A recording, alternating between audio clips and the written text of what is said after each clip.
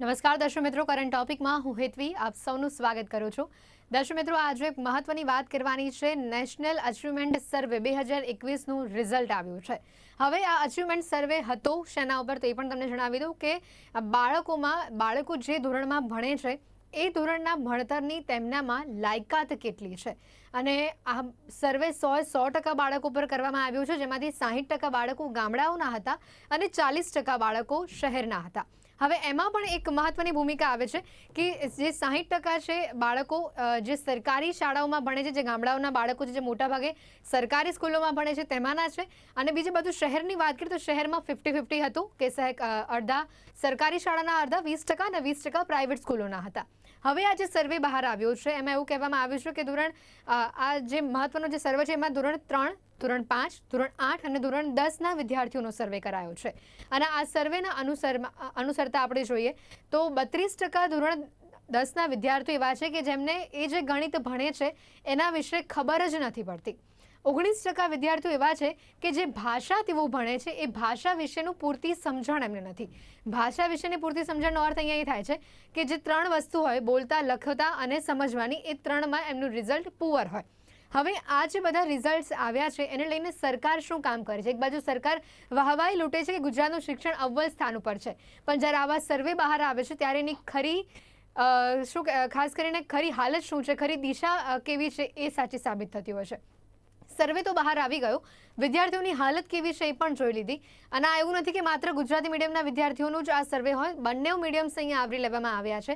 સાથે એક મહત્વની વાત એ પણ છે કે હવે આ સર્વે પછી જે પગલાં તમારે લેવાના હોય, જે સરકાર દ્વારા જે પગલાં લેવામાં આવતા હોય એ પગલાં કેટલા અંશે લેવામાં આવ્યા, અને જો લેવામાં આવ્યા છે તો એમાં કેવું રિઝલ્ટ મળ્યું, જો એમાં પણ ફેલનું રિઝલ્ટ મળે છે તો એના માટે કેવા કામો કર્યા, આ ઘણા બધા સવાલો ઉપજાવે છે. આજે સર્વે બહાર આવ્યો છે એના ઉપર આજે વિસ્તારથી ચર્ચા કરવાની છે, અને મારી સાથે આ ચર્ચામાં જોડાઈ ગયા છે એજ્યુકેશનલિસ્ટ ધવલ પાઠક અને સાથે રાષ્ટ્રપતિ એવોર્ડ વિજેતા શિક્ષક સિદ્ધરાજસિંહ ઝાલા. આ બંને મહેમાનોનું સ્વાગત છે. ધવલજી, આ સર્વેને તમે કેવી રીતે જુઓ છો? જો આ કેન્દ્ર દ્વારા જે કરાતો સર્વે હોય અને જો આપણે આ સર્વેને સાચો માનીએ તો આપણા માટે ખરેખરમાં ચિંતાનું કારણ કહી શકાય. પહેલી વાત છે, આ સર્વેની અંદર સૌથી પહેલી અગત્યની વાત એવી છે કે આની અંદર આપણને પોસ્ટ કોવિડ ઇફેક્ટ પણ અત્યારે આપણને આની અંદર જોવા મળેલી છે. કેમ કે આ સર્વે છે એ મારા સમજવા મુજબ 2021-22 માટેનો સર્વે છે. એટલે આમાં જે 21-22 ની અંદર વિદ્યાર્થીઓ શાળામાં નથી ગયા અને સ્કૂલની અંદર એમને ઓફલાઈન શિક્ષણ નથી મળ્યું, પ્રત્યક્ષ વર્ગખંડની અંદર શિક્ષકો પાસે જે શિક્ષણ એમને નથી મળ્યું, પાર્ટ છે એ મારી દ્રષ્ટિએ આ સર્વેમાં જે આપણા ગુજરાતના વિદ્યાર્થીઓ ખાસ કરીને ધોરણ 3, 5, 8 અને 10ના જે પુઅર આપણને સર્વેમાં પરિણામો મળ્યા છે એની અંદરના મુખ્ય અંદર અત્યારે જોવા જઈએ તો કોવિડ જે છે, કોરોના, કે જેની અંદર વિદ્યાર્થીઓએ પ્રત્યક્ષ શિક્ષણ નથી મેળવેલું, એ મુખ્ય કારણોમાં મારી દ્રષ્ટિએ હોઈ શકે. પણ બીજા ધવલજી, નંબરની અહીંયા અંદર 10મા જો ધોરણના કહેવા જઈએ, વિદ્યાર્થીઓને ભાષા ન આવડે, 10મા ધોરણના વિદ્યાર્થીને ગુજરાતી, હિન્દી, ઇંગ્લિશ આ ભાષા સરખી ન આવડે. સંસ્કૃતનું પરિણામ તો આપણે જોયું જ છે કે કેવા પ્રકારનું છે ગુજરાતનું. વિદેશથી લોકો સંસ્કૃત ભણવા માટે ભારતમાં આવે છે, ગુજરાતમાં આવે છે, પણ ગુજરાતીઓને જ સંસ્કૃતમાં એટલો રસ નથી.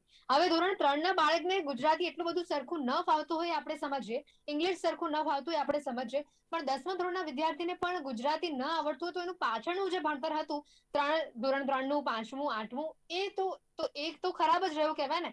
2019માં કોરોના આવ્યો અને 2021 સુધી એ ચાલ્યો, પણ એના પહેલાના વર્ષોમાં શું?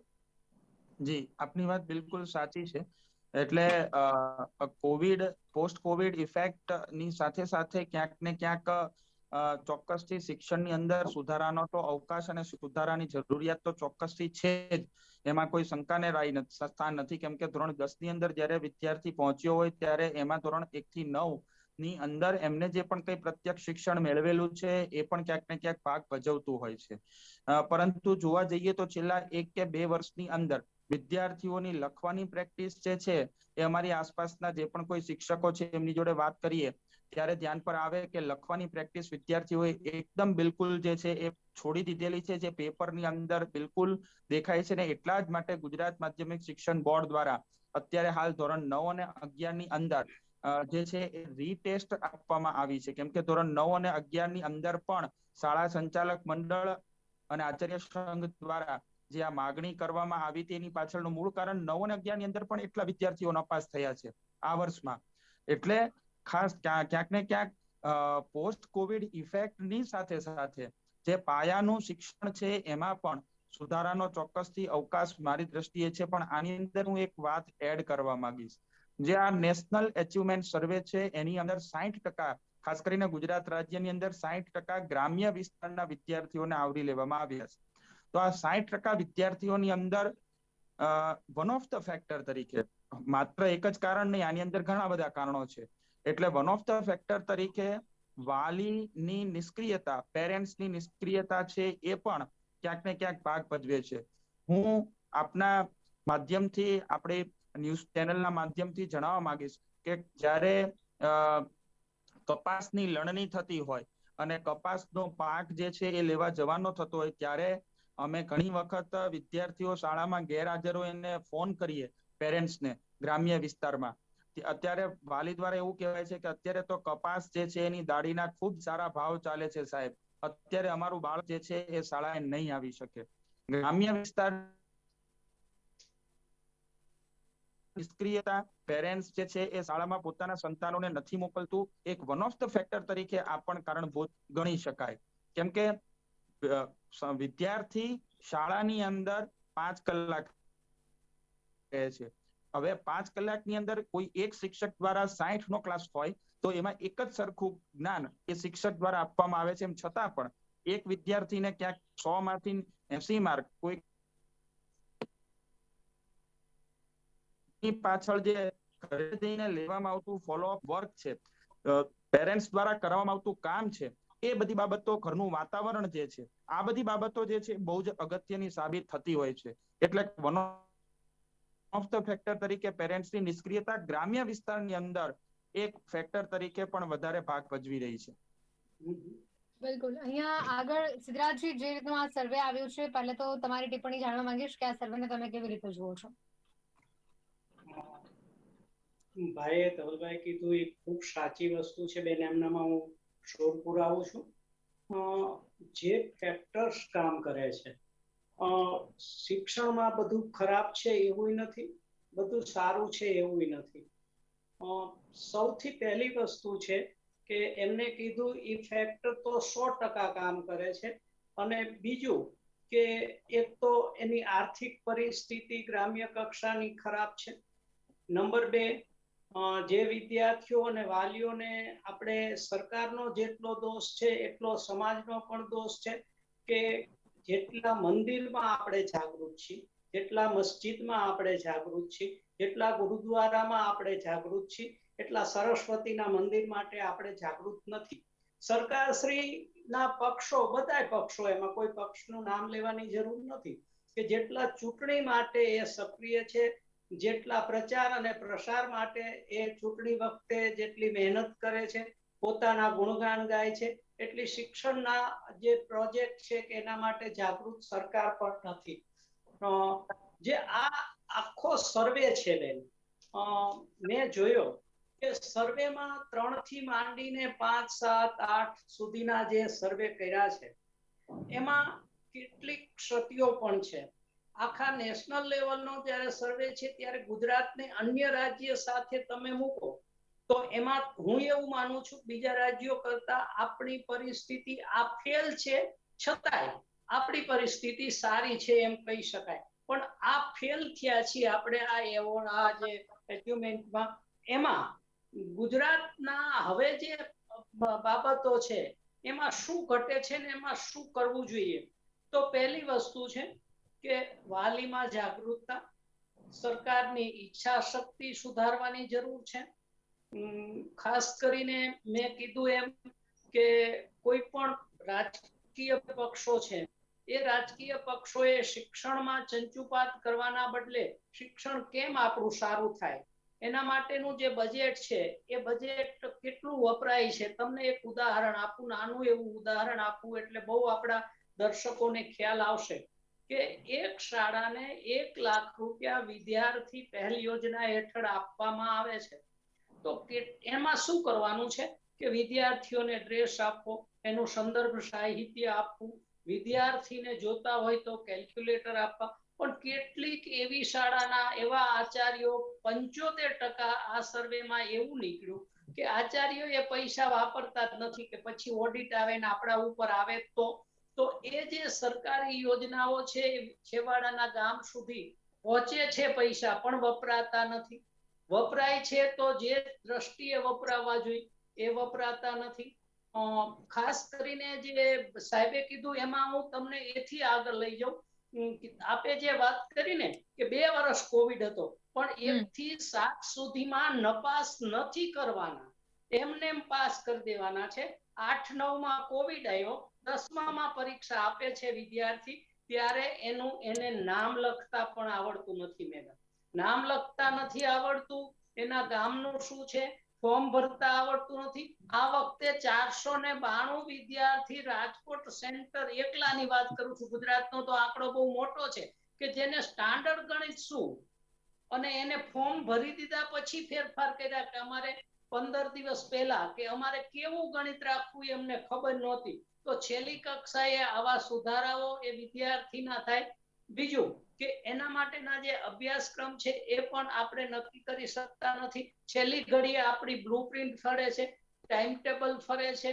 વાલી, વિદ્યાર્થી, સમાજ, શિક્ષક અને તમામ આપણે બધા એના માટે જવાબદાર છીએ. એનું આ પરિણામ છે કે શિક્ષણમાં હવે આ સુધારવા. સિદ્ધરાજજી, આ ગામડાના સ્કૂલોની વાત થઈ, શહેરમાં શું તકલીફ છે? શહેરનું પણ પરિણામ એવું જ છે, ખાલી વસ્તુ એક જ છે કે 60% અહીંયા ગામડાના વિદ્યાર્થીઓને આવરવામાં આવ્યા છે અને 40% શહેરના. પણ એ 40% માંથી પણ વિદ્યાર્થીનું પ્રદર્શન તો નબળું જ છે.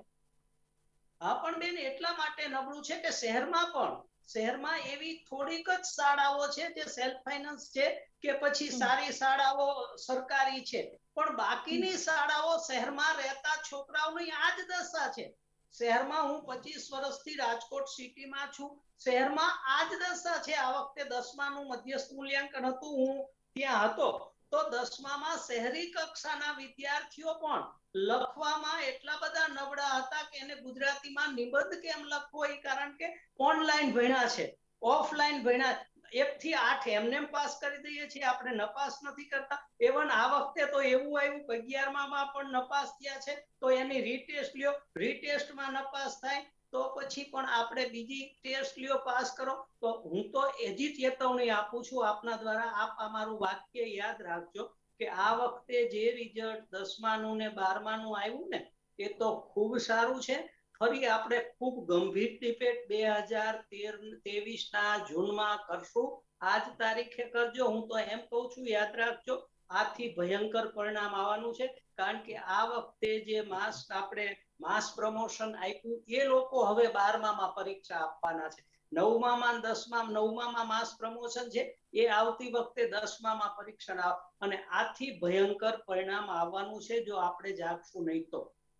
બિલકુલ ધવલજી, હવે આ તો થઈ જે રીતનો સર્વે થયો, જે રીતના સર્વેમાં પરિણામો આવે એની વાત, પણ હવે આગળ શું કરવાનું?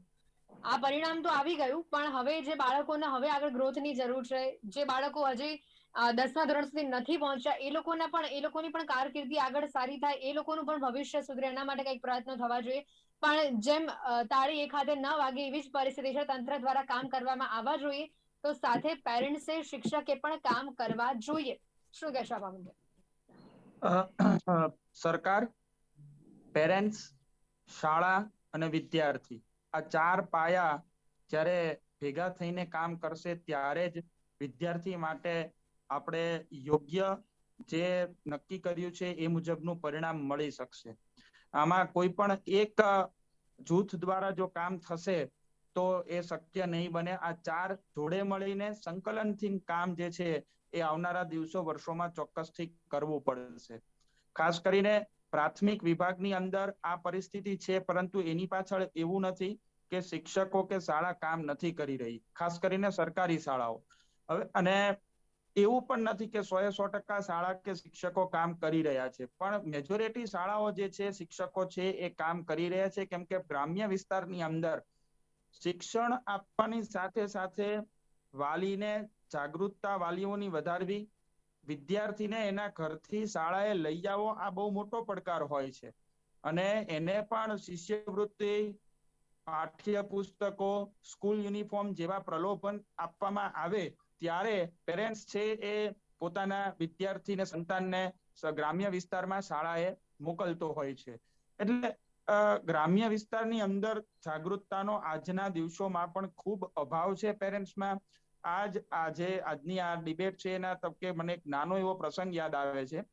અમે કેરલામાં એક અમારી તાલીમ સબબે ગયેલા, અમારી ટ્રેનિંગ ચાલુ હતી, એ સમય દરમિયાન ત્યાંના જ લોકલ એક શિક્ષક હતા ને એમના ઘરે ત્યાં પ્રસંગ હતો, એટલે અમને લોકોને ઇન્વાઇટ કરેલા.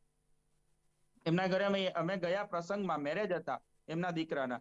તો અમે પ્રસંગમાં જોયું આજુબાજુમાં એક પણ વિદ્યાર્થી, એક પણ છોકરું ન દેખાય. એટલે અમે એ શિક્ષકને પૂછેલું કે આ કેમ અહીંયા કોઈ નાની ઉંમરના છોકરાઓ, કોઈ હાઈસ્કૂલ, પ્રાઇમરી સેક્શન, કે સાહેબ આજે સ્કૂલ ચાલુ છે. સ્કૂલ ચાલુ હોય ત્યારે કોઈ પણ પ્રસંગ હોય, અમારે ત્યાં છોકરાઓ કોઈ પણ પ્રસંગમાં આવતા નથી. અને એટલા જ માટે આપણે જોઈએ છીએ તો કેરલાનું રિઝલ્ટ 100% આપણને જોવા મળે છે ભારત દેશની અંદર. ત્યારે આપણે ત્યાં પ્રસંગ હોય તો વિદ્યાર્થીઓ, અમને બરાબર યાદ છે, વિદ્યાર્થી પોતે તો પછી એ તો પોતાની ઇમેચ્યોર એજમાં હોય છે, પરંતુ એમના પેરેન્ટ્સ છે અમારી જોડે આવતા હોય છે કે સાહેબ 15 દિવસ માટે મારું સંતાન સ્કૂલ પર નહીં આવે. એટલે આ પ્રકારની જે નિષ્ક્રિયતા પેરેન્ટ્સ તરફથી છે એ ક્યાંક ને ક્યાંક વધારે હર્ટ કરી રહી છે. એટલે એ એક ફેક્ટર છે. અને બીજો ફેક્ટર છે એ શિક્ષકો, એના દ્વારા અપાતી તાલીમ, સરકારે તાલીમ છે એ વધારે શિક્ષકોને હજી આપવાની જરૂરિયાત છે, જેથી શાળા કક્ષાએ પણ આ પ્રકારના સર્વેમાં સ્પેસિફિક કયા સબ્જેક્ટમાં કેટલી મહેનતની જરૂરિયાત છે એનો પણ ચોક્કસથી ખ્યાલ આવે. હમણાં જ જેમ સિદ્ધરાજસિંહ સાહેબે વાત કરી એ વાત બિલકુલ સાચી છે. ધોરણ 10 ની અંદર ભાષાના વિષયોની અંદર ખાસ કરીને સેક્શન ડી જે આવે છે કોમ્પ્રિહેન્શન માટેનો, કે જેની અંદર નિબંધ, એપ્લિકેશન, લેટર, ઈમેલ આઈડી, આ બધા જ મોટા પ્રશ્નો આવતા હોય છે. એની અંદર વિદ્યાર્થીઓએ એટેમ્પ્ટ પણ ઇવન નથી કરેલો.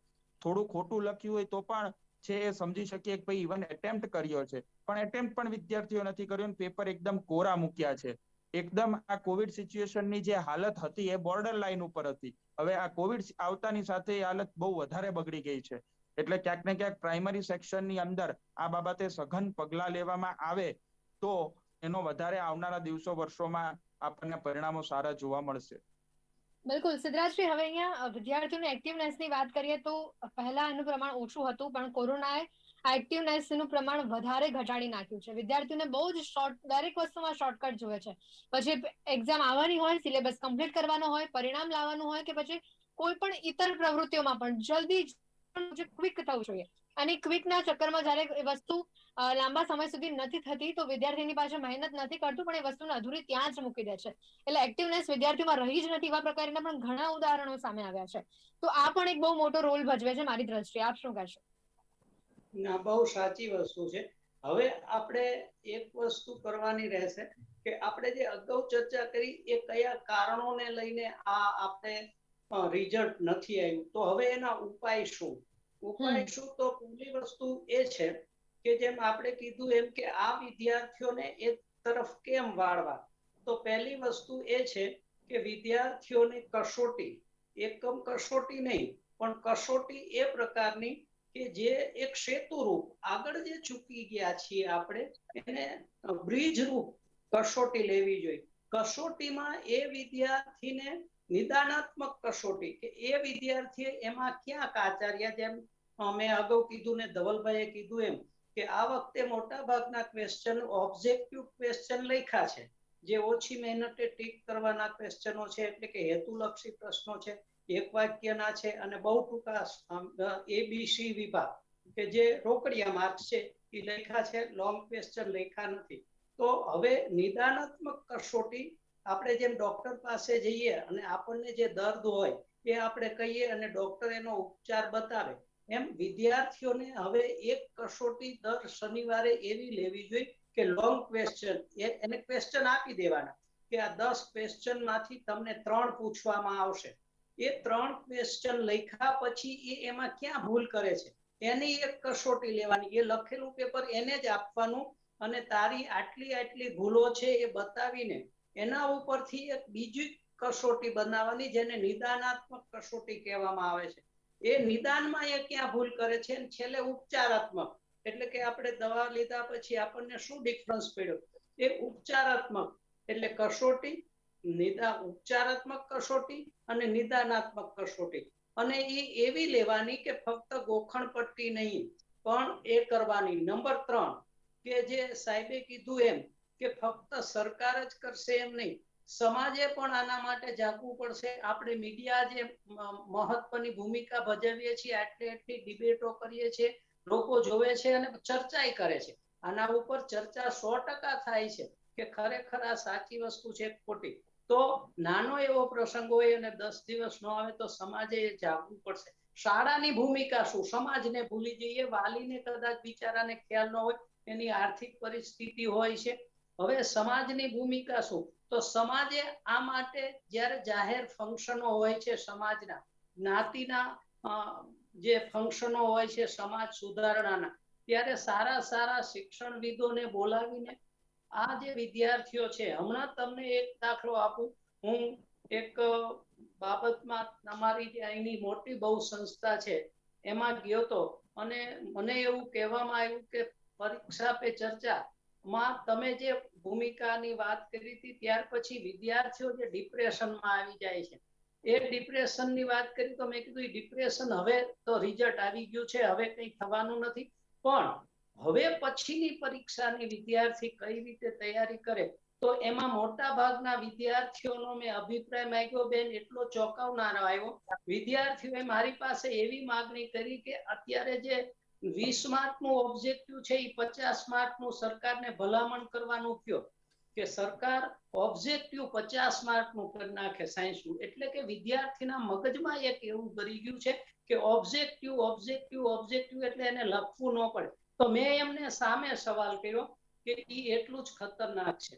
જો તમે ઓબ્જેક્ટિવમાં 1 માર્કનું જો ખોટું લખશો તો તમને 1 માર્ક જશે, જ્યારે તમે લખશો તો લખવાનું ઉપર તો તમે જઈશો તો તમને અડધા માર્ક્સ તો મળશે, ઓલામાં ઓબ્જેક્ટિવમાં આખો માર્ક તમારો જવાનો છે, 50 ખોટાઈ પડે એવું બને. પણ 50 માર્કનું જો તમે લખાણ ઉપર જશો તો તમને 25 માર્ક મળવાની શક્યતા છે, 20 માર્ક મળવાની શક્યતા છે. આ રીતે જો વિદ્યાર્થીને માનસમાં એક સરખી રીતે જો ભણાવવામાં આવે, અને નંબર 3 સરકાર શ્રી તરફથી, હવે સમાજ, શાળા અને સરકાર, હવે શાળા જે છે એ પછી સરકારે પોતાની ઈચ્છા શક્તિ, સરકાર એવું જ માને છે કે હવે જેટલા આવે એને પાસ કરો, ઉપર ચૂંટણી આવે છે, રિઝલ્ટ ખરાબ આવશે તો આપણું ખરાબ લાગશે, વિદ્યાર્થીઓ આપણને જે 10-12 વાળા છે એ વોટ નહીં આપે.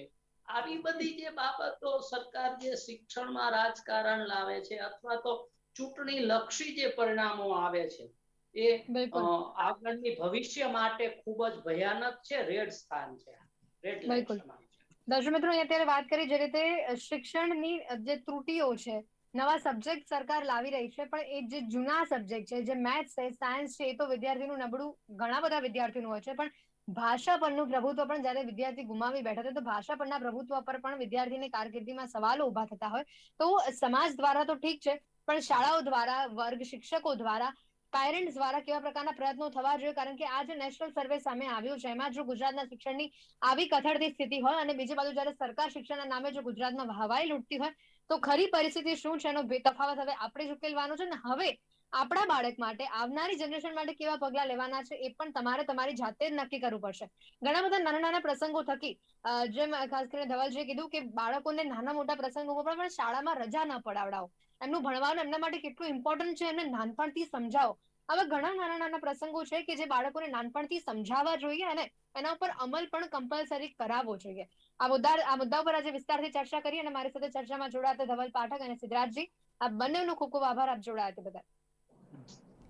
દર્શક મિત્રો, કરંટ ટોપિકમાં હાલ સમય પણ અહીંયા સમાપ્ત થાય છે. ફરી મળીશું નવા વિષયની નવી ચર્ચા ઉપર. ત્યાં સુધી રજા આપશો. નમસ્કાર.